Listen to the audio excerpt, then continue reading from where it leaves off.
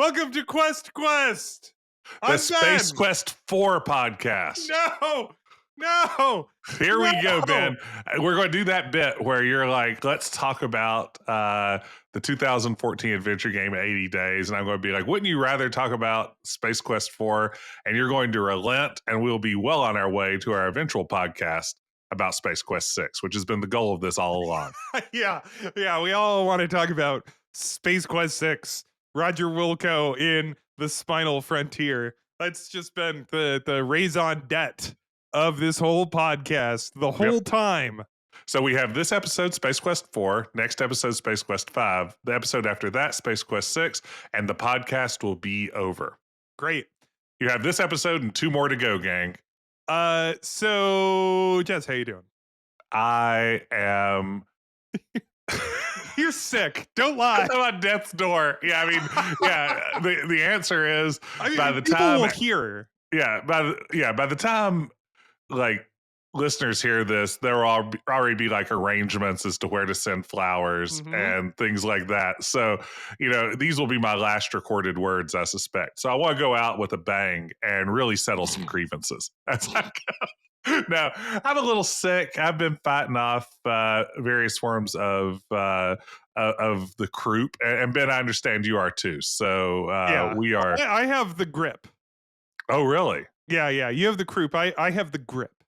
Oh man, which is worse? Oh yeah, I mean. My mom didn't let me go to the grip parties as a child, so this is why it's so much worse as an adult when you get. Oh man, that you gotta be careful with this. I mean, the problem is there are germs out there everywhere this time of year. They're out to get you. I still believe in germ theory. It's increasingly a fringe perspective on how diseases are transmitted, but that's just how I grew up learning about these things. Yeah, no, I understand that you only get sick if you're a bad person. Well, or if there's an imbalance in your humors. Oh yes, well that like yeah. What do you have a case of the morbs? Well, I think I have too much bile. I feel like it's a bile issue. It's a bile issue. Yeah, it's a bile. Yeah, that was the next thing I was gonna say. Now. Yeah. So Jess, I can't help but notice with your camera on, because this is the first time I've seen you in a little bit, because you didn't stream this week either, so I didn't. I see in the corner of the frame a little bit of Christmas decoration. Is that correct? Oh, Ben, the Christmas spirit is alive and well here. Full disclosure, we've had up a Christmas tree and Christmas decorations since like November 15th or so. We went early this year because we were going to be out of town on a little trip, and we started thinking, if we don't decorate before we leave town, it'll be so close to the Christmas season and we'll get distracted by other things and we'll barely have any quality tree and tinsel time. So we got it up early this year. And yeah, you just out of frame, Ben, there's a lovely ball. Can you turn the camera? Can I see? I can. Let's see here. You can get a little bit of what's going on here. You kind of see out there in my hallway, we have it decked with tinsel. Wow. There's a little ball of mistletoe up there. Yep. We've got it all. But no, it's have you decorated? Are you I have one Christmas decoration up, which is I have the classic ceramic tree with a light bulb in it. I love a ceramic tree with a light bulb. It's maybe under a foot tall around there. It has the little the little translucent like phony bulbs. We had one of those when I was a kid, and that was my favorite. That was my favorite thing.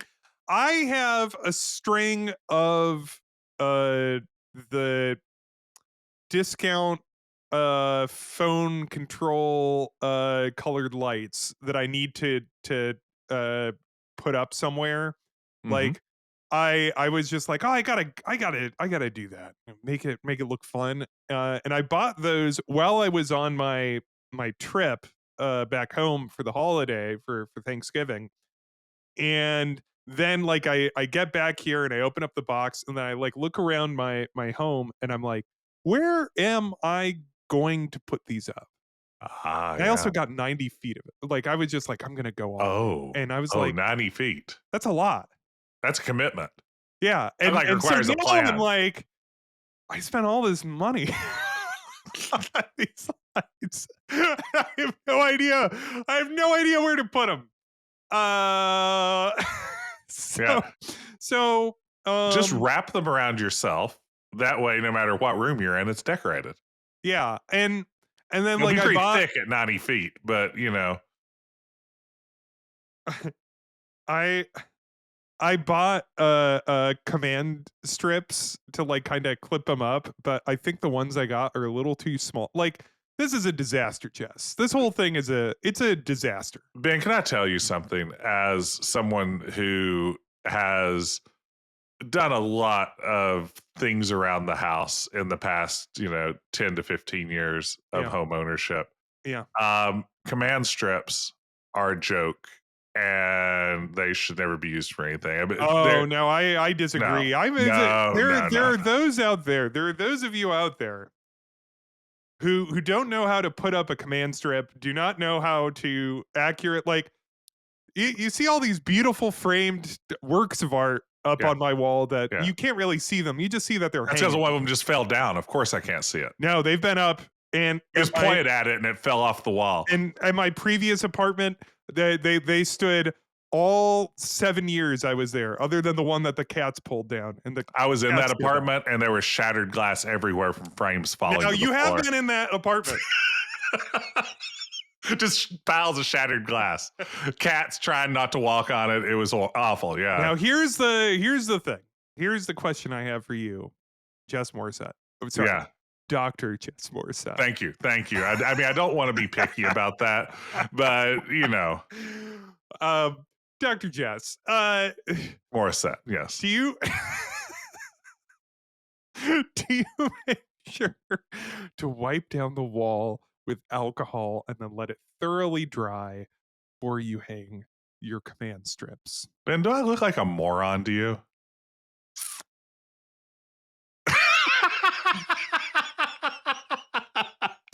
No, I don't believe in that.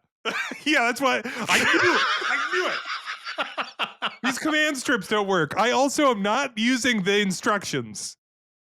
Listen, I have work to do. I don't have time to clean my wall and hang something on. I'm hanging something on it so I don't have to clean it.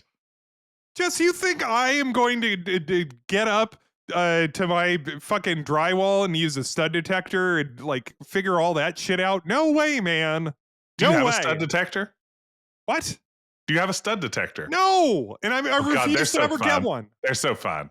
No, I'm not. I'm Okay, not. I'm not you know how doing. sometimes you walk into a room, and you're like, "Where are the studs? Where's the studs Um, at? where are them studs at?" You're just like, "I wonder where the studs are at in this room." Yeah. Stud detector, it'll answer that question. I've got one, and you know what? I think I've used it once. I was gonna say, like, and then when I've had people come over, because it's like I do have like big, heavy things that are up on the wall, and those I have had like hung up, and I've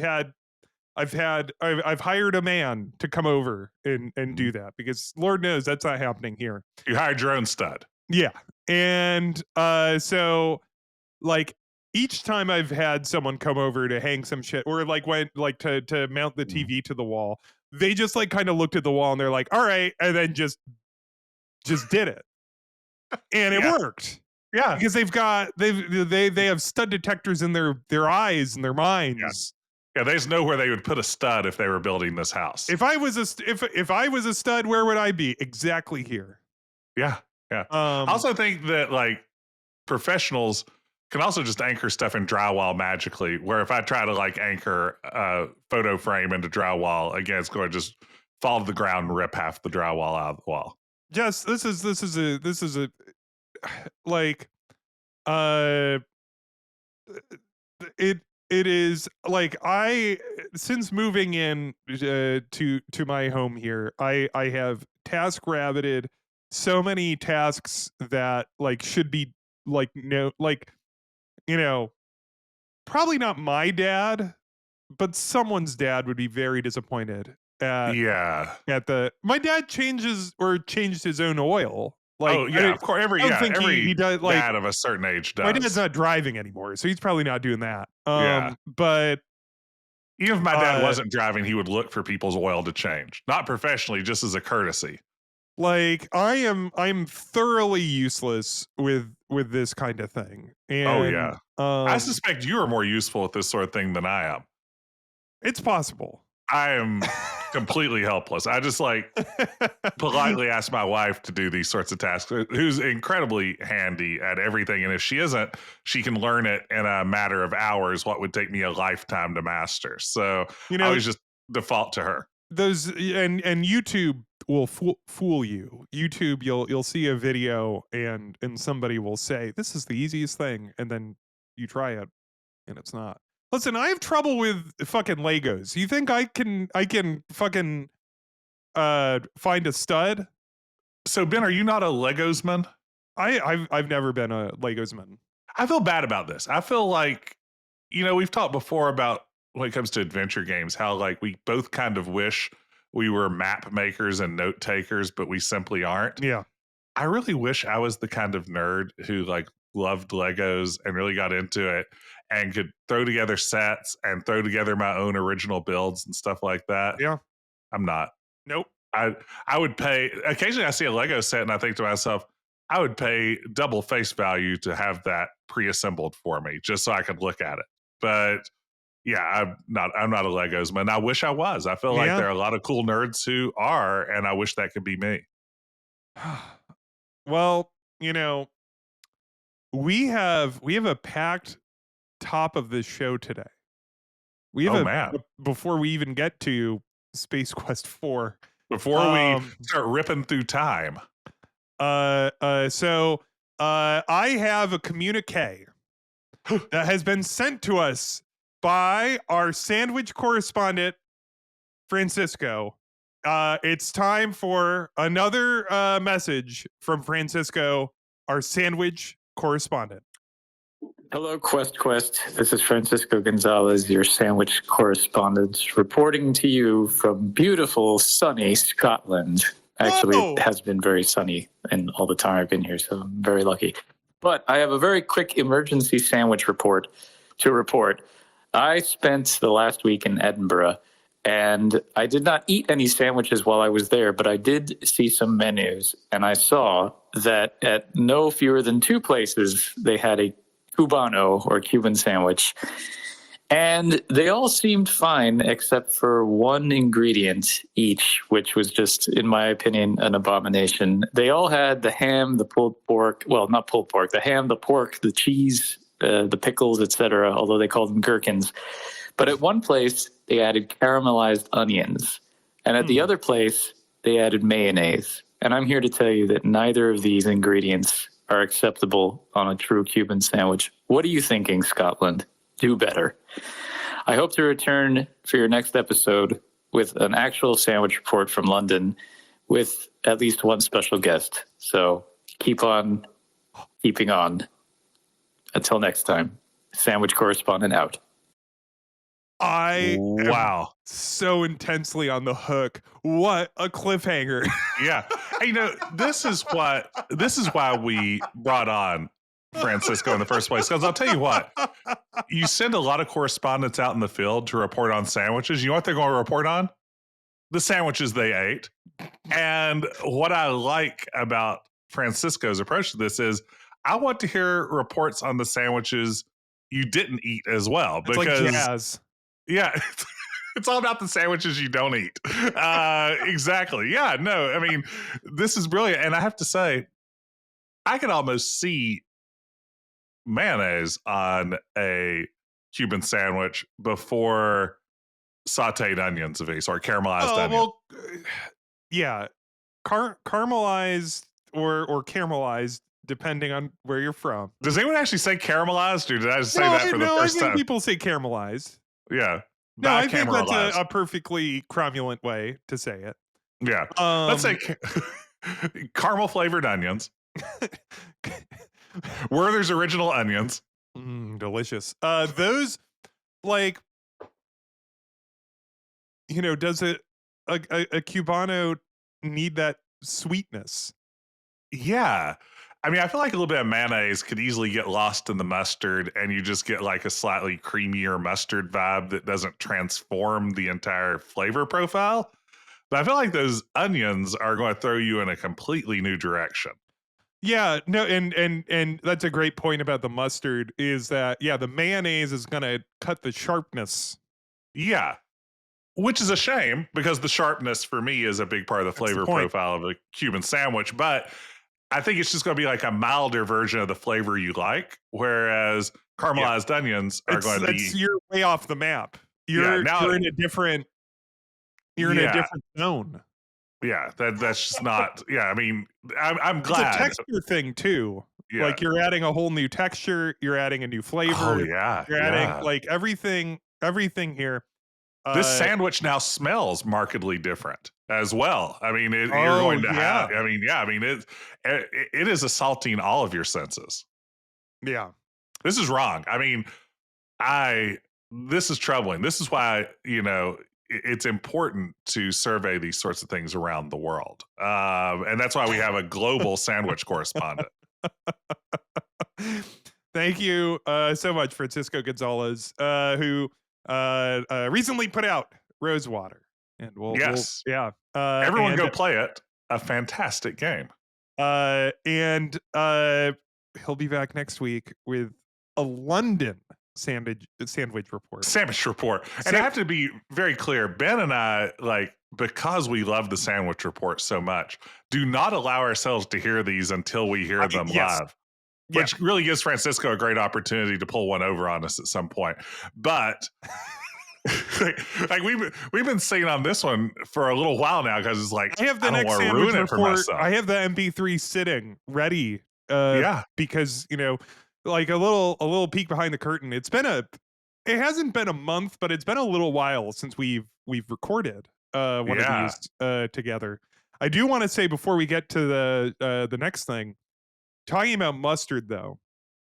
During my trip that I was just on, I was in Pennsylvania, the Mhm. Great Commonwealth, and Pennsylvania is a big pretzel state. They Yeah. fucking love their pretzels over in Pennsylvania. And my brother had these really great sourdough pretzels, and then he had this wonderful like kind of spicy and with a touch of sweet mustard for dipping those pretzels. And Ooh. let me tell you, like I'm thinking about that now. I'm thinking about like the wonderful crunchy, like these were really like the sourdough, like the really hard sourdough Okay. pretzels, like covered with salt. And then this So are these spicy like with from a just a, bakery or just like from a grocery store? Like it was it was not like like a Snyder's in brand. It was Hanover. like a local, it was Yeah. like maybe it was like Amish or something. I don't Gotcha, remember gotcha, gotcha, gotcha, exactly. gotcha. It was, yeah. And then let me tell you, I'll say this while we're talking about snacks from the great state of Pennsylvania. For any of you traveling through or traveling to going to Pennsylvania, I'm gonna tell you some of the best potato chips you're ever gonna have in your life. Mhm. These potato chips are an object of obsession for my family. Whenever we all get together, we order several bags. Like we get several bags from the grocery store and we kill them all. Like we just like destroy Plain them. Lays, folks. You Yeah. heard it here first. And I want to say, so my friend Steve was driving through Pennsylvania. Well, he was going to Thanksgiving, and I said to him, since you're in Pennsylvania, stop at a Wawa or a Sheets or whatever Mhm. and pick up Middlesworth Kettle barbecue chips. Ah. The Middlesworth Kettle barbecue chips are the best barbecue chips I've ever had in my life. They have an incredible texture. The barbecue like flavor is perfect. The seasoning has this wonderful like kind of grainy texture to it that like you kind of see Yeah. it like kind of crystals Yeah. on the chip. It is Yeah. just incredible. I love a kettle chip. Yeah, you gotta. Oh, So, I'm saying to you, Jess, and I'm saying to anyone listening. well, I have family in Pennsylvania as well, so I may have an opportunity to track one of these down. Yeah, give them a try. We could do a taste test. Get the Middlesworth kettle BBQ chips. They have other chips. Their other chips are good, but those kettle BBQ chips, just to taste test, we tried their non-kettle BBQ chips, like their chips BBQ classic, chip flavored ones, and they were fine. Oh yeah, here I feel like barbecue chips are a tough one in the sense of there's a good chance I will taste a barbecue chip and I will love this barbecue flavored chip so much, and it will be such a complex and lovely flavor. And then a different brand of barbecue chip, it will be like, this is cloyingly sweet. I don't care for what they've done here. When you find that right barbecue flavor, it's hard to beat. These are definitely way more on the savory side than the sweet side, which I think appeals to you. I think that's more in your flavor profile. Speaking of your flavor profile, what have you been playing? Oh man, Ben. Well, as we were traveling around during the Thanksgiving season, I found myself in some planes, trains, and automobiles along the way, which meant I had my handy dandy retro handheld gaming console with me. My Amberneck was along for the ride. And you know what I found to be remarkably enjoyable in a plane ride setting? What was that? I was playing a little bit of You Don't Know Jack for the PlayStation 1. There's a PlayStation 1 port of You Don't Know Jack. And just sitting on a plane and playing a trivia game with my headphones on, just lovely. Just one. And so it makes fun of me constantly for, only playing by myself and all that. But what really struck me... Who's the host of one? That's Cookie. I'm not sure if it's a direct port of the PC version of the first one, or if it's like it probably came a year or two after. It may mix together some of the early Jack Maybe it was games into one. XL, which added a whole bunch more. Like there's Maybe so. Jack 1 XL, yeah, adds a bunch more questions. Yeah, anyway. I can't remember for sure. But what I will say is, what really struck me as I was playing this, I love Jack. I love trivia. A good excuse to play trivia is fine, and it works beautifully on handheld. Because basically there's very little game to it other than pressing a button to choose your answer. It's like a Macromedia director game, right? Yeah, exactly. Yeah. So what really struck me though is how fully formed You Don't Know Jack arrived on the scene. Like, talk about getting it in one, which is something I don't think I've played the original You Don't Know Jack in a long time.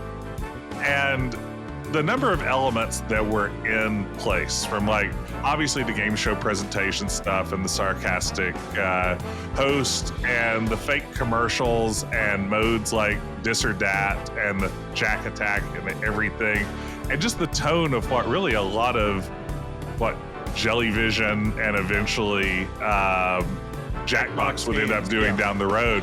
Like, it's just all there from the beginning. It's remarkable how quickly they nailed it and how it set a tone for this entire series. I remember playing that. Was it like 1996? This is what I was thinking. Yeah, that sounds right. Around then, I remember playing that, and boy, oh boy, like it was really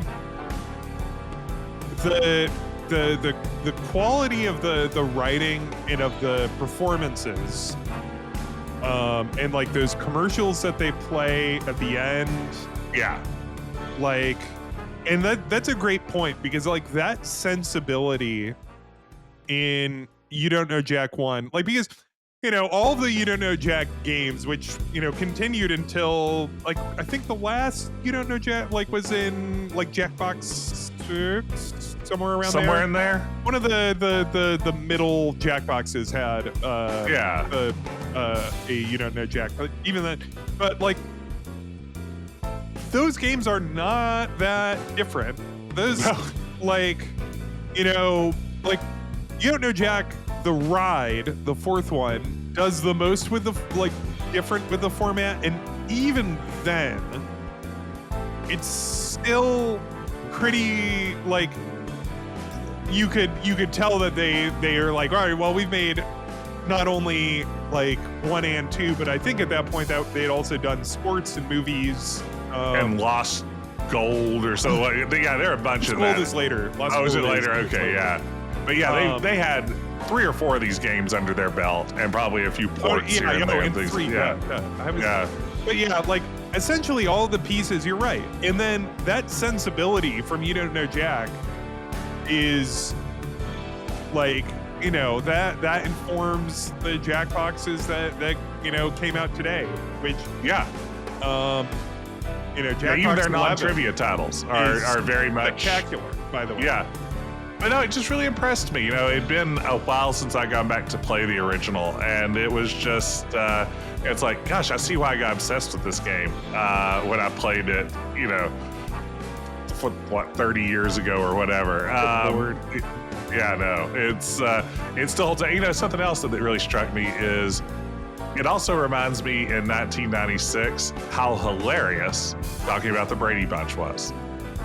I wish I knew someone who had a blog that tried to explain why certain jokes seem to like latch into the zeitgeist and get lodged there, and attempted to sort of explain why those jokes came to such like cultural you know, saturation, but I don't. That's too bad. It is there. That is like kind of a Gen X humor preoccupation. Yeah, absolutely. Yeah. Yeah. Well, yeah. The first You Don't Know Jack, great game. Ben, which You Don't Know Jack game have you been playing? You know, I was playing the You Don't Know Jack. I think 2008, the one that came out on the PS3 and the 360. Oh. I mean, I have that one somewhere. Sure. So what have you really been playing? I went to a whole bunch of different EB games. Or wait, no, that would have been GameStops at that point. To track it down because it had a pretty limited run. Anyway, what I've been playing, etc. Man, so since this has been a long time since we recorded the last one, and like, you know, so over the Thanksgiving break, I was over at my parents' house for a week. My parents live in a suburb, which is not the suburb I grew up in, and in fact, like far away from where I grew up. So it's like my parents live there, and my brother lives there. There's like, other than them, who I spend a lot of time with, there's no one else I know. So I have a lot of free time. Yeah. I don't have a car. Like, I'm just like sitting in my parents' house. Nice. Pretty cool. And so like I was just, a lot of that time I was just on my Steam Deck because I was just like, well, the fuck else am I gonna do? Yeah. So I have a whole bunch of games that, like, you know, I stored up. What have you been playing games for the cold winter of, you know, like next time? Because I think like by the last episode I was pretty like, oh geez, what have I been playing? But this is one, Jess, I'm gonna suggest maybe that this might even be something that we do an episode about. I might try to get you to play this. I played, a friend of mine has been on me to play this game called Paradise Killer. Have you heard of this, Paradise Killer? The name is super familiar. So turns out I don't know it. My friend was like, oh, you like adventure games? You should play Paradise Killer. You should play it. You should play it. I bought it like at the summer sale, and then it just kind of sat in my Steam library, you know, for months. And then I was just like, well, I have all this free time, and here's this game that my friend has been on me to play for months that I bought, that I own. I was like, I guess I'll start this. And I'll say to you, the game begins. It drops you into this kind of dense exposition of incomprehensible lore. Okay. And I was just like, what the fuck did I just get? Like, what did I get talked into buying? You shit. Why did you talk me into play? I'm not gonna play this fucking game. There's like just so much. They're just talking about I'm never gonna learn all this crap. This all this like this. It has a very dense, very like this, very intense lore that it drops you, and it drops you right into it. Like it's just like it does not really. Doesn't really off-ramp you that much. It's just like, all right, exposition time. Wall of text. I'm in for it. Yeah, you got me already. And I was just like, ugh.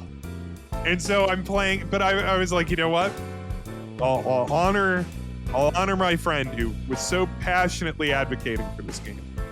So I stuck with it, and I got to the gameplay. And then once I got to the gameplay, I was like, oh, this game's very good.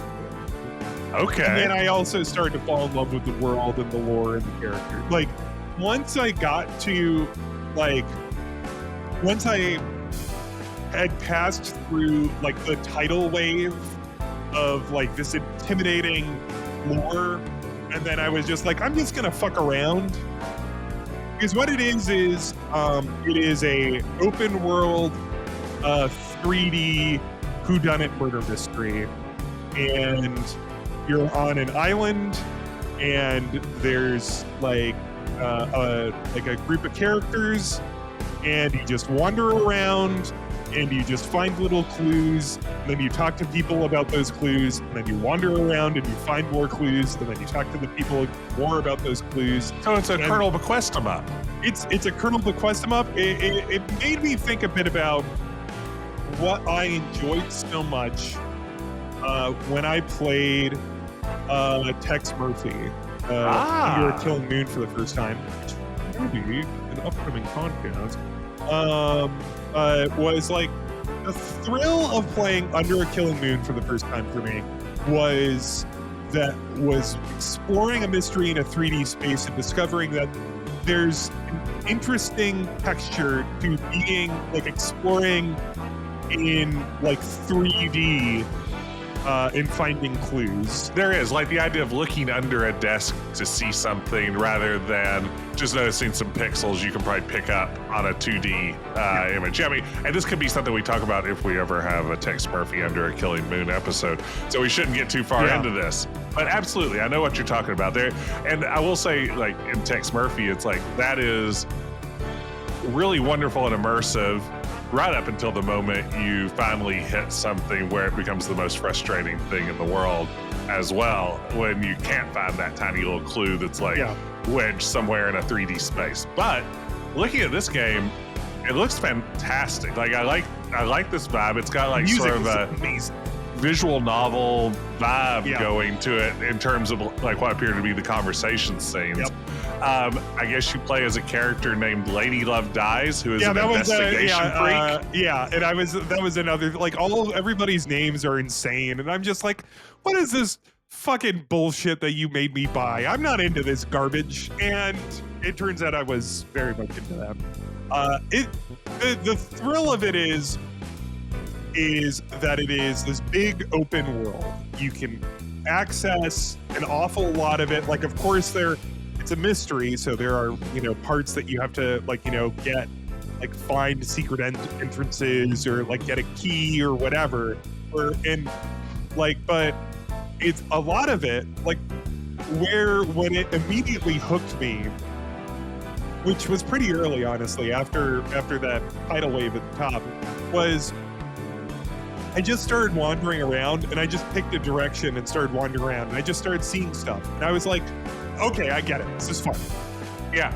I mean, an open world opportunity like that, just to like set off in the direction of something that looks interesting, is always such a treat, especially when it rewards you for it. You know, I mean, there's nothing worse than an open world game that's like, I'm going to strike off in this direction, only to find out that was the wrong direction to go. Yeah. When you get that reward of like, oh, I'm starting to stumble onto things already. It's, I mean, I love a good open world experience. I'll never forget the first time in Oblivion when I emerged from that little cave and all of Tamriel was laid out before me. Well, there you go. Yeah, Paradise Killer, good game that I might try to convince you to play. I could be convinced of this one, Ben. I'm looking at. I mean, it doesn't hurt that in the screenshots on Steam, there's a soda machine right front and center. There you go. So you know there's something in there for me, even if I don't like the rest of it. Here's another thing. Finish the game at 11 hours. Oh, that's a sweet, nice, smooth, and I couldn't put it down. Like once it got its hooks in me, I was playing, and then like there were like a couple things that I couldn't find. I just at that point I was like, all right, like I looked up where to find it. I was like, oh right, I forgot to look there. And then I got those, and then I went to the trial scene, which you can access at any point, including the beginning. That's what I'm going to do. I'm going to solve this thing. I'm going to crack it wide open. You're assigned by the judge to do this. So you can just say to the judge, I want to start the trial now. Yes. Immediately. The sooner you go to trial, the sooner you can hit the bar afterwards. Yeah. But I was just like, I'm going to, like, you have a little clue checklist thing. And I was like, I'm going to track all of this shit down. And you know, I love a good checklist in a game. We've talked about, I'm sure we've talked about this by this point, how give me checklists in every adventure and adventure adjacent game possible. Give me checklists. I want checklists. Well, I have one thing you might also want. It's an email. What? I thought we were going straight to the Space Quest 4. No, it's an email. Welcome to Planet Magmetheus. Subject title, ideas for future podcasts. Oh, we need these. Hi, Ben and Jess. At the end of the episode, I'm going to assume this was the previous one. You mentioned you were running low on ideas. This struck terror in my heart. I felt beholden to provide you with a comprehensive list of ideas for topics of discussion in future podcasts, Space Quest 4. I hope that helps. Love the pod. Can't wait to hear what you come up with next, Matt. Well, Matt, it's your lucky day. Thank you for emailing. We are here to talk about everyone's favorite Space Quest. Space Quest Roger Wilco and those time. Beep. Boop. I'm sorry, Ben. You had something to add? The boop, but this is Space Quest month. It's December, Jess. When did it turn December? It's December. Oh, the weather outside is December. Huh? Wow. And now that you mention it, I have heard a lot of people singing that. Yeah. I mean, it is. I'm looking out the window here in beautiful Chicago, Illinois, and there is a shitload of snow out there. Wow. Yeah. It's way too fucking early for this. I don't care for it. But it is. We are past Space Quest Vember, as we called it at the time. So it's a full year before we work our way back around to Space Quest 4 in November. It's got to be another landmark birthday for virtual broom closet. All right, stay tuned for 2030, summer 20 or fall 2030. We'll be hitting the 35th anniversary, and we'll talk about Space Quest 4. Doesn't feel landmarky enough. Yeah, 40th. Yeah, 40th is gonna have to go 40. How about 37? It's a prime number. Then we're gonna go 40, I think. Okay. You heard it here first, gang. Tune in 2035 to Quest, the adventure game podcast, I to will hear more be about. I will be knocking the door of 50, and Jess will be Jess will be long dead.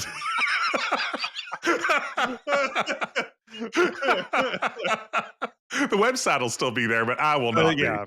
I'll be buried alongside my website. But this week we're getting away from retro games and old Sierra games. We're gonna talk about A brand new game from 20 from 2014. 11 years ago. I'm gonna be talking about 2014's 80 Days from Inkle. One of my favorite games. That might have even been my favorite game of that year, if I recall. Like I loved 80 Days, and I had a lot of fun revisiting it. And I was playing it for the first time. Yeah. And let me just agree with Ben here. If you haven't played this one, man, you're in for a treat. This is really a charming game on just about every level. Like I find And it it's on hard to. just about everything. Yes, that's right. I find it hard to really find fault with this one in a lot of ways. So it's going to be one of those podcast gang where Ben and I just sort of nod our heads and say it's a really good game. Yeah. What did you play it on, Jess? I played it just on my desktop. You play it on your desktop. I played this on my Steam Deck this time, which felt weird. Uh this will always be in my head as a phone game. Ah. And when I I think it first was, I could look it up. The We're interface recording. feels like it was probably built for touch. Yeah, I mean, it it was was. great with mouse, but it feels like a touch interface. It also. I tell me if you notice this. Maybe I'm nuts. There. I think there were a couple like spacing issues between some of the sentences, Yeah. which I feel was a like a porting thing, Like because on the a phone 16:9 format, and now it's in a yeah, or it's a 9:16, going and from it's going from like skinny screen to widescreen. yeah, And yeah, so like part of that kind of felt like, oh, yeah, they probably just like copy and pasted the text into, whatever yeah. tool they used for this. And then like, but it was formatted and blah blah blah. That's Yeah. very interesting to discuss. This is what people want to hear right up front: is if there are any kerning issues Yeah. or other things that are going to impact Those are your. I mean, that's what that was the first thing I put in my Steam review. It's like, first of all, let me say there's some real issues with text display.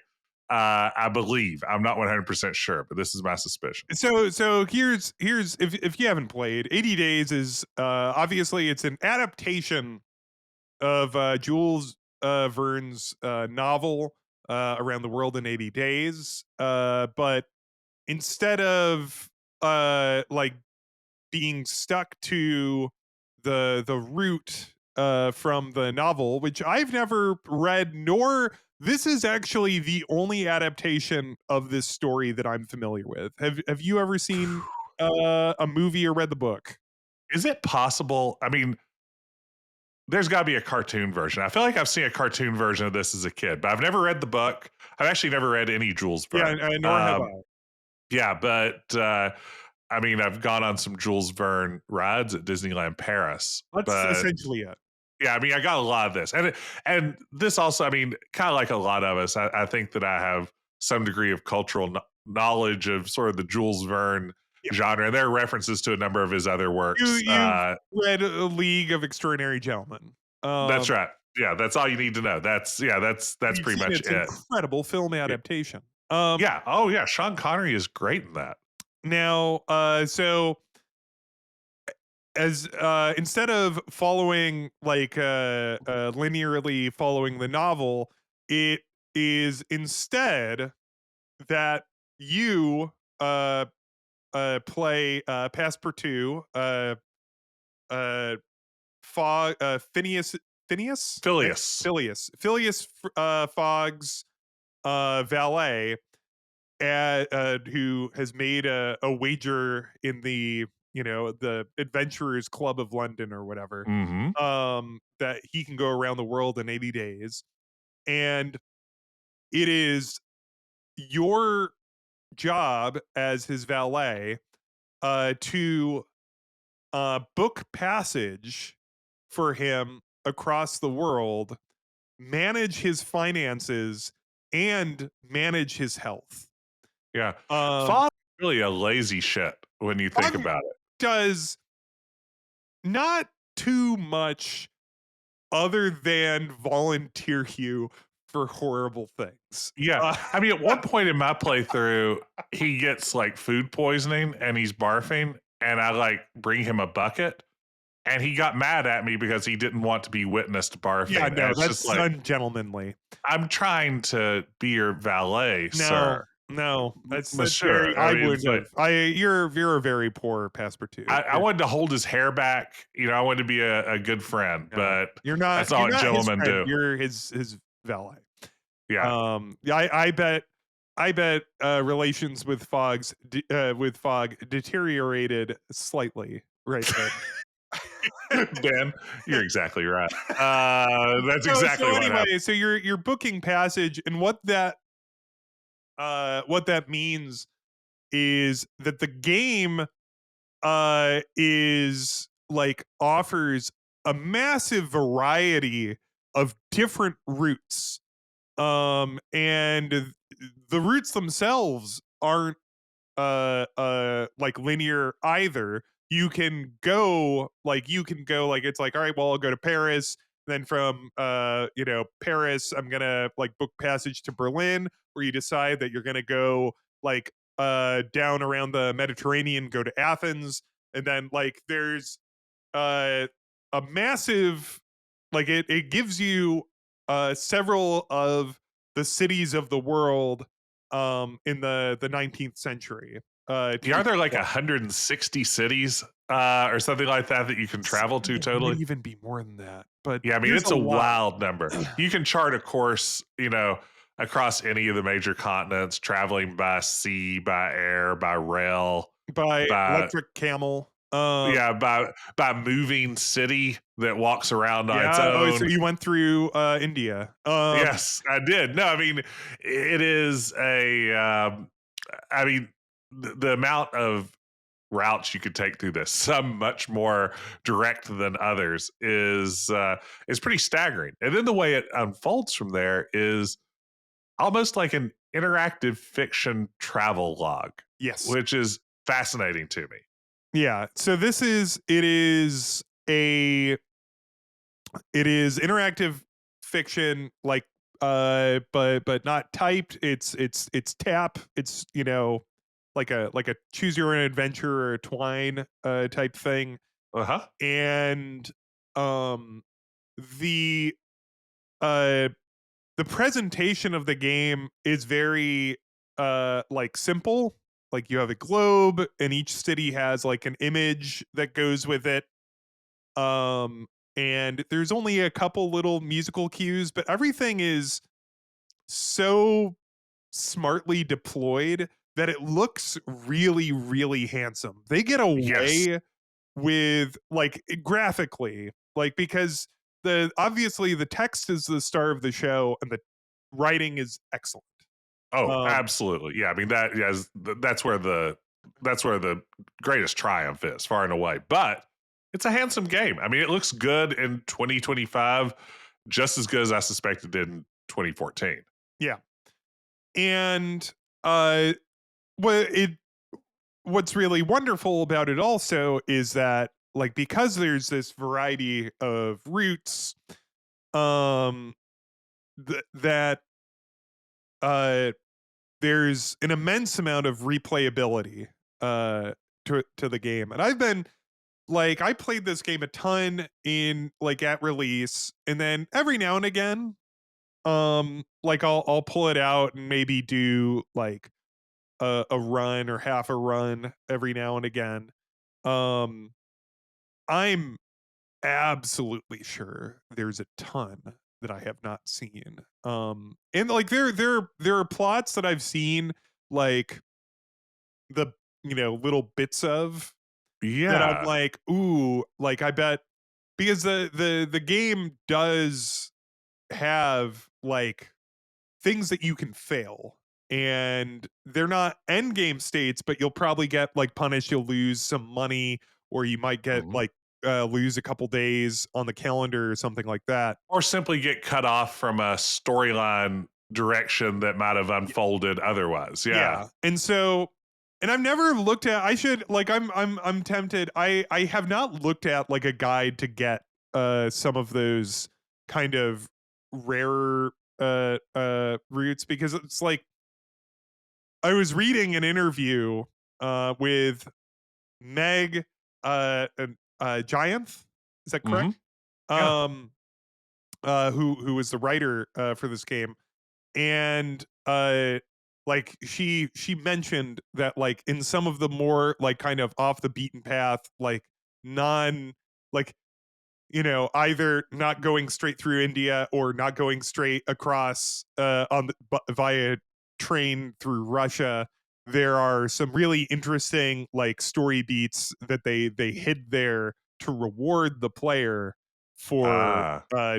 doing like for going in a really weird way.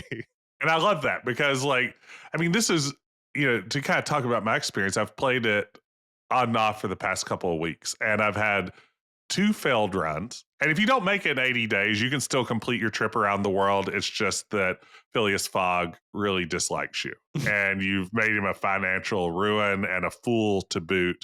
So that's unfortunate. But I played through twice where I failed to make the trip. And literally just moments before we started recording tonight, I had my first successful trip through. But what I All will right. say is, I am a creature of habit in this game. I have routes that seem sensible to me, even if past experience suggests otherwise. And as a result, in my two failed runs and my one successful one, I managed to duplicate a lot of the same story. And it's like, I have to force myself to go through some of these other routes. Like, I am get me to Istanbul and then points east of there, and get me on a boat to Honolulu and San Francisco as quickly as possible. Have you done the murder mystery? I did for the first time on this most recent one. I believe that's leaving Yokohama. Is That's that right? leaving Yokohama. There's a Yeah, murder and mystery, which is I failed the murder mystery. that one took me several attempts, but Yeah, there is a way to solve. There is a who done it. That's a yeah. really, and that's the thing, is that like in between, so there are little like story bits that you'll get in each city, and then on each travel there will be like little like story bits, and I think that's Yokohama to Honolulu. I believe so. Um, and so it's like on especially long trips, like that's an airship from Yokohama to Honolulu. Mhm. Like it's a multi-day trip, and so there's enough time. They were like, let's stick a whodunit in here. Yeah, and it's really fun how it unfolds because, again, this is all like, again, I think Twine is a very good point of comparison. It's like a choose your own adventure where we're relaying the story of what happened. This is Passepartout sort of reminiscing about this journey, right? Journaling it at some level, and he will stop mid sentence and be like, "And then what happened next was." I noticed a suspicious character lurking around the boiler room. And if you click that option, it sends you down that sort of choose your own adventure path. And they use this in a lot of interesting ways. Everything from like, at one point, there's a possibility of like a boxing sequence that unfolds Right. Oh through this man. kind of choose your own adventure route. And here it takes the form of a fun whodunit where you carry out investigation, you interview suspects, you investigate the scene. And if you do it wrong, again, it doesn't end your game or anything, but it may delay you, it may cost you a bit. And if nothing else, it gives you sort of that desire. It's like, I've got to play that again so I can figure out what was actually going on in that on that ship. Who done it, Ben? One Who of done it? I know, because I did that successfully on my most recent play. Wow. One of the great things, one of the things I like about 80 Days is because of the variety of like paths and little stories, is that it's like when I talk to someone else, like especially when it like first came out, I remember talking with my sister about it, and she's like, did you like do this thing to like supercharge like a train to make it go fast? And I was like, no. Um it's like you get to have like these, it's like, well, did you do the whodunit on the airship? Or it's like, or in my case on my most recent one, it's like, did you were were you robbed and kidnapped while in an opium den? Like, Yes. I had you this did that experience on one? my most recent one. Yes. I also found myself, trafficked out of an opium den. There's Whoops. Yeah, like it's like, did you have the and there's uh the game makes a really interesting point of um outlining, and I think it's always really funny, the like intense national identities of the two main Yes. characters. So you're embodying Passepartout, who is a deeply proud Frenchman. The Frenchest Frenchman that could ever French. Like, Yes. he's just like, and so like, and you can role play this. It gives you role playing opportunities frequently, where it's like you could say, no, I would never do that, for you see I am French. Like, Yeah. Yeah. It gives you and the opportunity to be both a snooty Frenchman or a very romantic Frenchman. Or yes, yeah, like all your options of Frenchmen are there at your disposal. and then meanwhile, Monsieur Fogg is like the absolute stereotype of like a stiff upper lip, Yes. like, Exact phrase I was thinking. Yeah. yeah, like His lip could be wealthy, no stiffer. like British nobility, shows absolutely no emotion. Uh, all he wants to do is just read the newspaper, and like he just kind of like enters every situation, like just assuming that everyone will pay deference to him because of Yes. this. Like, it is, and then meanwhile, Passepartout, like, part of your role is to maintain this illusion of this Yeah. for Fog. Yeah, I Uh, mean, it's sort of interesting because you're sort of balancing back and forth. Like, you don't want to step on Fogg's toes. Like, you want to be deferential to him, but you also need to protect his ability to be aloof and gentlemanly whenever possible. So it's like, on the one hand, if you're being confronted by an authority figure, you certainly don't want to talk over Fogg. He will not appreciate that.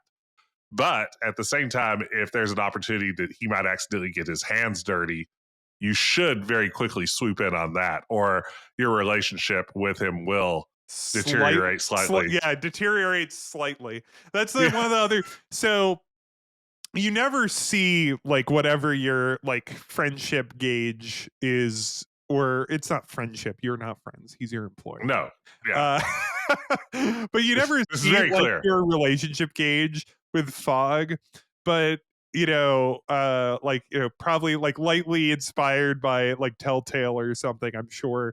Like Fogg when will remember that. yeah, like you'll take actions, and it will always say your relationship with Fog has deteriorated, or what's the when it goes well, like has Yeah. improved, but it's Yeah. never by a lot.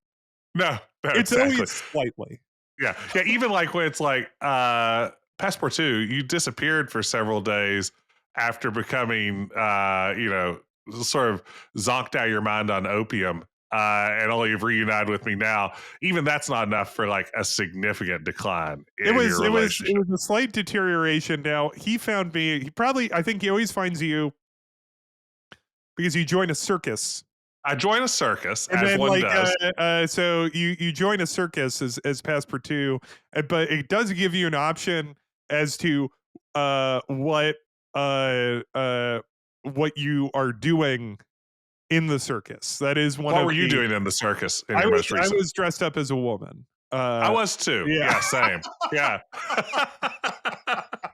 Same. I had we had like the option to do like some acrobatics, or I can't remember what everything else was. And yeah. This was following up on an earlier instance where I had also like apparently found myself disguised in a harem as a woman escaping in Istanbul. So Right. Yes, this, that's a really fun. yeah, Yes. this was a through line in Passepartout's story for me. So yeah, Yeah, and then you have like the harem, like because you have like suitcases that you carry with you, and you can have multiple like it yeah, becomes it can become a problem if you're trying to get onto certain things. Um, and yeah, you'll carry the harem dress unless you want to sell it at some point. Do you ever get a the pharaoh type, the photo of you and Fog? yes, You yes. carry it all the way to the Actually, end. mine was only me. I didn't ask Oh, Fog to. I had a pharaoh type of Fog and I that Oh I carried wow. all the way to the end, and the game like there's a little text of Oh, something that happens, like just a little bit of flavor text, that's but cute. that just makes it worth it to get this memento of the two of you on this trip. Um, but yeah, so the the the game is steampunk. It is like there are like these, massive steam computers, and or are there thinking Automatons. machine? Yeah, they're Yeah, automatons and like yeah. robots And and stuff. automatons are somewhat sentient. I mean, they can carry on conversations. They yeah, I mean, so it's Well, fairly Pastor Two advanced. refuses to believe that an automaton, at least mine, could ever become a cook. Oh Because yeah, this was a real concern. Yeah, that's a great insult to the. could you ever master the the mother sauces as an automaton? I don't think so. Good luck, robot, making a béarnaise. Like the game is steampunk. It is also like I don't know if like, and I was doing a little bit of reading before this, and I want to make sure I got some of this right. In as much as I can. Think it's like anti-colonial, right? Like, not, I don't know if it's decolonized or like, because there are colonies in it. Yes, colonies exist in It this is not period. like in this world, like it doesn't exist in an alternate past where all of the nations of the world like have their own self-determination. Um, but it is anti-colonial, I think. I mean, right? on the one Am I hand, I wrong here mean, or no? I no, I think so. I think. Well, I think it offers an anti-colonial critique in the sense that certainly a lot of Passepartout's time in the game is spent kind of explicitly as you explore these cities, as you spend time on these airships and boats and everything else. You are oftentimes among the subaltern, or you're among the people of these locations that you're visiting. You are learning about their culture. You are walking amongst the common people, even though you yourself are, a European traveling abroad. A lot of your time in the game is spent getting to know the local cultures and local people. And sometimes there are opportunities for Passepartout to be a little bit judgy or dismissive of this. Those role playing options exist. But in many cases, I certainly found myself exploring more of the tone of he is eager to learn about these cultures, whereas Fog is certainly no. set up as, again, like the embodiment of sort of the white man's burden version of colonialism and imperialism that you would associate with England of this era. He's busy Rudyard Kiplinging it up. So I was This is from an article from Kill Screen titled 80 Days is the Alternate Reality Anti-Colonialism. Got it right. Thank you. Yeah, no, absolutely. Yeah. Anti-colonialism adventure we all deserve. There is a quote that I'll read some of from Meg Giant. And had it for a second. I lost it. But Ben's here it hammering is. away at his mainframe right now. She says that aside from the history and fantasy, there is a third axis here for me, and that's respectfulness. We wanted our inventions and devices to be grounded in local cultures rather than overwrite them with a purely British notion of steampunk. I wanted to write an anti-colonial adaptation, and part of that was trying not to appropriate or disrespect people's struggles and history. I did not want to exoticize or stereotype the indigenous steampunks I invented, and so informing the fantasy with historical research was enormously important to me. I tried to think about what kinds of resources are available, what kinds of pressures a culture might be facing, how our fantastical inventions are going to impact the geopolitics of the region and of the wider world. This game is so well thought out. Like it's a It very really is. I mean, that's the beauty of it. and well thought out game. And it pays off. I mean, this research creates a world where those cultural distinctions are apparent. Like every city you arrive in has a unique flavor. I mean, even within a single country. I mean, the difference between Omaha and Cheyenne in the United States as you travel across the continent is observable. You know, they've really gone to great lengths here to try to give this world, and especially, you know, this idea of taking steampunk and reimagining it in a world where steampunk is so associated with Jules Verne, is so associated with not just a European perspective, but I think probably an explicitly British sort of origin there. You know, to reimagine, it's like, well, what does steampunk look like for the Ottoman Empire? Or what does steampunk look like for a pre-colonial Africa? You know what?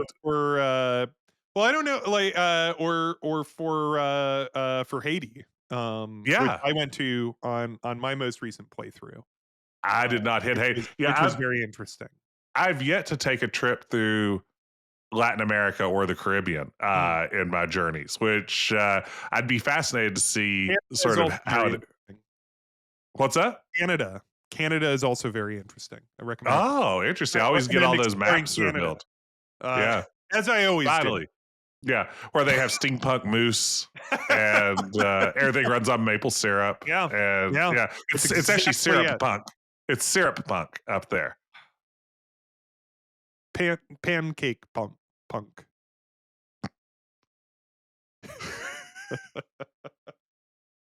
the pitch that Tim I always punk. had Timbits punk. Good A&W punk. You know, they have poutine punk. Yeah, poutine punk. There it is. We got it. All right, we'll edit that down to the only one we did. Yeah, the unrated cut of this podcast has us just riffing that for a while, but like the version that comes to theaters just has us go right to poutine punk. Yeah, that's right. Yeah. You have to. I mean, for those of you who are patrons, you're getting the you know, sort of the unrated. Yeah, that's right. Yeah, that's right. Yeah, we include all the raunchy scenes. Yeah. like the one where like I hump a pie and things like that. You know, that's that pumpkin pie for Thanksgiving. Now, the way that I've always described this game when I was trying to pitch people on it, because this, to me, this strikes me as an adventure game that people who have less an interest in an adventure game could play.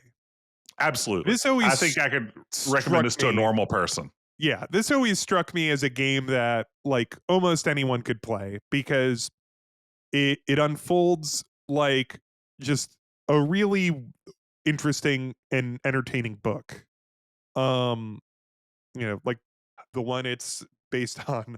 I mean, I think you could hand this to someone who doesn't normally play games, and you might get a real like, oh, I didn't know games could do this kind of vibe. I think it would hit someone who's maybe not that familiar with interactive fiction and kind of like, oh, this is really neat. I didn't think that this was something that I could expect from a video game in a really good way. The pitch that I used to say to people is that it's like, in some ways this game feels like because there's something really satisfying about seeing a line cross a world map, like, Indiana Yes. Jones style, right? Like, it's which One of is the what best you're feelings doing. on earth. Yeah. That's Like, most of what you're seeing as this game plays out is a red line moving across a map from one destination to another. and maybe I'm just the perfect mark for this because I Yeah. just love looking at maps. I've I do always too. enjoyed just looking at maps. When I was a little Yeah. kid, I'd get like little atlases as a gift when I was a little kid. Yeah. Oh, I Little had Ben a lore. world map. I had a world map in my room from the time I was like 6 or 7 years old and just would study it intently. I'd just like stare at it and look at weird geographic things and wonder what's going on there, and then go to my World Book Encyclopedia and try to learn about it. So I'm a map nerd too. Yeah, like maps are like, so you get to just stare at a map with a red line progressing, which is a lot of fun. The way that I would describe it to people when I was trying to pitch people on it back when this came out, was I was like, it's kind of like Oregon Trail, except it has like a lot more story. Uh, Yeah, just a little more narrative like than Oregon Oregon Trail. Trail with a big story attached to it, but like, Yeah. because the game has an economy to Yeah. it, which, like, so Jess, and this is what I recommend to you. This helps me kind of vary up my like how I determine the path. Is it sometimes, so when you go to each city has a market, and markets will sell like, certain like, bits and bobs, and some of them are useful towards perhaps comforting fog, or some of them are It needs a lot ways, of comforting. yeah, or some of them are ways like that are useful to kind of get discounts on trips, and then some of them are items that you buy in one market and then sell in another one for much more, and it will tell you exactly. It's Arbitrage. like this is that yeah, you're arbitraging, um Yeah. and so this, um like, it will say it's like, oh, this thing is worth, 5,800 pounds in Tehran. And so it's just like, all right, I guess I'm, like, that's how I did my like you know most recent game. Was I spent the first half just raising a ton of money, zigzagging across Yeah. like Europe and the Middle East, I did buying something and selling. similar. Yeah, I actually in this, I mean, my first two attempts, I ran out of money. I had to borrow money from banks. I was Terrible. broke the entire time. And on this most recent trip, I kind of let those high dollar items guide me and finished the game with significantly more money than I embarked on my journey with. So, Yeah. Because the transit, because you do not have your own ways of uh transporting yourself. You select in each city. It's like, well, you could take, the automotive machine, or whatever they call a fucking car, and or you could take, the airship, or you could ride the robot horse or whatever. Like, you get multiple options. They'll also all cost certain different yeah. amounts, and you can Or also, take yeah, longer, or maybe your departure's delayed by a day or two. and sometimes you can also spend extra, or you could have like the right, items to kind of bribe to speed up, like to have the next uh to speed up and make it so like the train will leave a day sooner. Yeah. um but Does yeah, that work, Ben, with real trains? If I just like roll into the train station, you ride a lot the more guy a trains. You're in little a train whiskey. city. Yeah, like can I just say, is it possible this train leave a day earlier than it's supposed to, and they'll try to accommodate me? Well, you have Or to negotiate. You have to okay, negotiate. have to have the right hat and Yeah, jacket you have to on. have Just the Englishman's wardrobe. yes, And then as you're playing, it's also through playing, it will, because you don't have, it doesn't show you all the exits from every city. You have to discover them as you explore, or you buy timetables. have Uh, conversations. yeah, Yeah, you'll find out. It's like, oh, I hear there's a steam train that runs from Miami to Havana. and you just go, oh, how interesting. Yeah, and then it marks it on your map, and you get to see that line Oh yeah, get you get a formed little too. bonus. You get to see a thin little white, or yeah, like a thin Grayish. little line Yeah, show up on the map, and it's like, ooh. I could turn that red if I choose to travel there. Yeah, I mean, Do you you're think not how do wrong. you think it feels to be Indiana Jones and be riding on a plane And and just to be look out the making window and that, see yeah, and that see red that red line line? peeling out behind you. How do you think Indiana Jones feels when he's making that red line? Oh, I bet he feels amazing. I bet he's just like looking behind him out the. He probably rolls down the window of the plane and he just peeks out. He's looking behind him. He's like, "Damn, that's where I just was." Man, that was so Do you cool. think there's a? How is there not a movie that has made a joke about like a red line just peeling out behind a plane as it That feels flies? like a joke I feel like I've seen that joke. I feel like you could put that in like top secret Yeah, pretty that feels easily. like I'm just kind of like that probably was in Top Secret. Or like Airplane 2 or something like Or uh Top Gun, or what was that? oh, Hot Shots. Hot Yeah, Shots or Part yeah, 2. yeah, Hot Shots was what I was thinking of. Yeah. What's a Spy Hard? You know, Oh, yeah. I'm sure it Well, was in one of those. because it's too good of a gag. Like to not, yeah, to, I mean, yeah, that's got to be out there. Listeners, if you happen to know if any movie has ever included a gag involving a red line extending behind a plane currently in flight, send that to questquestpodcast@gmail.com and let us know. And then we'll review it and confirm that your claims are accurate. Yeah, we'll send it to our team. We will fact check that and get back to you But anyway, off the air. yeah, 80 Days, a great game that you could play it on your phone, play it on your, your computer, play it on whatever. I recommend it playing on your phone. I play it. What a One of the things I usually, and one of the reasons I wanted to record this episode now, is that traveling always puts me in the mind of 80 Days. Whenever Oh, I interesting. travel, uh like, since having played 80 Days, I I think about the game, and maybe I'll play it at the airport. Um because I it just always, it also, like, the writing style is nicely breezy Yeah. in a way that kind of makes me think of good travelogue Hmm. writing. Like, you ever read like Bill Bryson, or like any, like, have you ever read any, like, someone's like travel writing? Probably where most of my experience there is reading most of Anthony Bourdain's work, Yeah. No, a lot a of his travel great stuff. Yeah. example. Yeah.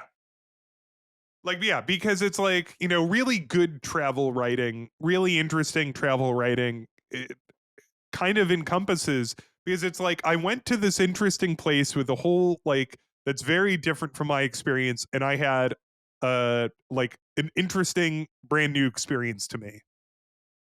Yeah. I mean, like a piece that really leaps out at me is one of my all time favorite pieces right now from Anthony Bourdain is his essay that he wrote. I think it was eventually collected in one of his volumes of assorted essays, but about his first trip to Vietnam. Oh yeah. And Yeah. yeah, his experiences there and just everything from like trying pho for the first time, which is a food when I read that I'd never had myself, and just things like, sounds like the most amazing thing in the world. And then just hearing, sort of his experiences as an American traveling to Vietnam and reflecting on that as a child of the Vietnam era himself. And no, I mean, good travel writing is remarkable, and this game manages to be good travel writing about a fictional steampunk world, not entirely unlike our own. Yeah, and in the past, in a Yes. yeah, it is such a like an entertaining like there's just part of me that just selfishly wants them to do like 81 days. Like it's just like, yeah, Yeah. just do it and just write a couple different things for every 80 city. days later, now they're being chased by zombies. Yeah. Have you played any of the other Inkle games? Is this your first Inkle game? I think it is. Like, I would have to see what else they did, but I'm almost certain. I don't recall. What are some of their other So you biggies? mentioned sorcery. They also did uh uh they did Overboard and Expelled, both of which I've played and I really enjoyed. And they have like kind of a those have a kind of a similar kind of writing style, I would say. Ah, Like it's very peppy and kind of fun. Um they also did Heaven's Vault, which I have not played. I have not hmm. tried it out, so I can't speak too much of Heaven's Vault, but it does look interesting. Um Yeah, I don't think I played any of these. I they think have this is my a first. Highland song which I own and I've played a little bit of. And a Highland song is pretty interesting. It is uh very very different from this. It is a game where you're Moira McKinnon and you are uh it is open platforming story like with storytelling and maps. So maps, I yes. like maps. As you are trying to explore the Highlands to visit your Uncle Hamish. Um it's interesting. I played a little bit of it. I haven't played too much of it, but I found it interesting and like deeply charming. But of the other Inkle games that I have played, the Overboard and Expelled, I think, are just delightful. And What's the rap on sorcery? sorcery. So, do you know what it like? Do you know what it is at all? I know it's Steve Jackson's sorcery. Beyond that, I mean, just knowing a Like, little bit are you about it. familiar with those with Steve Jackson sorcery at all? No, I mean, just knowing that they exist, but I've never read them. So those were like kind of choose your own adventure type books that uh like that had an RPG element to them. Yeah. Like so you would like fight monsters and it would like there was dice rolling and stuff like that. Yeah, I played Um his oh gosh, the Fighting Fantasy series, like Scorpion Swamp, mhm. was and it was the same thing. It was a choose your own adventure that also incorporated some dice rolling and like a character sheet and things like that. So I kind of have a vibe for what Steve Jackson's all about. And these are basically just like that turned into visual novel format. Is that correct? So I'm not that familiar with the with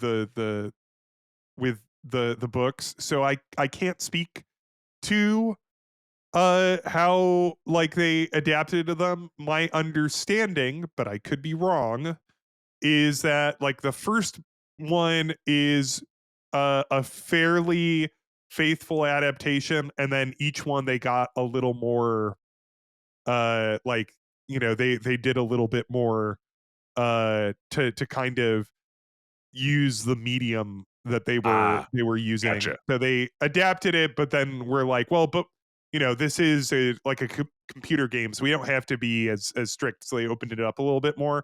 That is my understanding. I've only played the first two.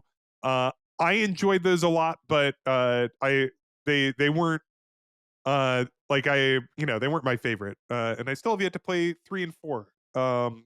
Maybe I should go back and replay those. I was terrible at them. It's my main. That's my main thing. Is that I have no time for a game I'm terrible at. Yeah, I was just like I couldn't figure out some of the like it kind of reminded me of like some Zork type stuff where there would be like you could cast spells at certain points, and I would never be smart enough to think of like it's like, oh, you have like this book of, you know, weirdly specific spells, and it's like I would never think to pull into. It's like, oh, this weirdly specific spell is the perfect thing to use in this fix What are I've the got odds? myself into.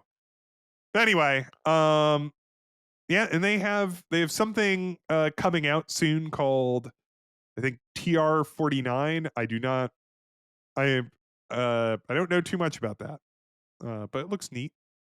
But Expelled and Overboard are my two favorites of theirs.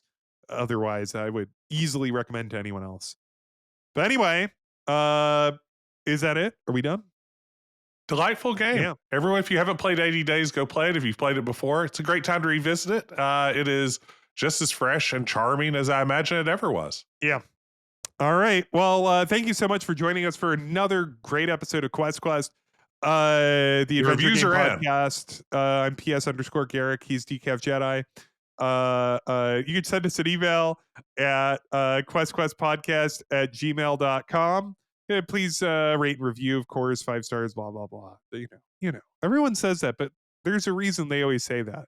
When I was listening to podcasts, I was like, why do they always say that? Now I make podcasts and I'm like, oh, now I know why they say that. And, you know, I don't think this is out of place to say, but you know, we have a lot of listeners who say, look, I give you a 5-star review, but I can only really do that once. Once I've done that, like, how else can I help the podcast? The other thing you can do is you can look for other podcasts in this niche that also podcast about adventure games and give them 1-star reviews, because that's also going to help us. You can pull us up. You can also push them down. And in both ways, that's going to help surface us in search results. So like Ben was saying, I give other podcasts. I do not endorse starting fights with almost all the other podcasts you can think of are larger than us. No, don't start a fight. You want to do this without revealing it. You want to be very sneaky about this. And, you know, if you could leave a bad review for them, I mean, the numbers do a lot, but sometimes it's just like the right comment is the sort of thing that could really stop people from downloading one of our competitors' podcasts. Right. Anyway, I don't do that. I think that goes without saying. I'd like to think. We're all cool here. But anyway, yeah. Join us next week when we discuss Space Quest 4.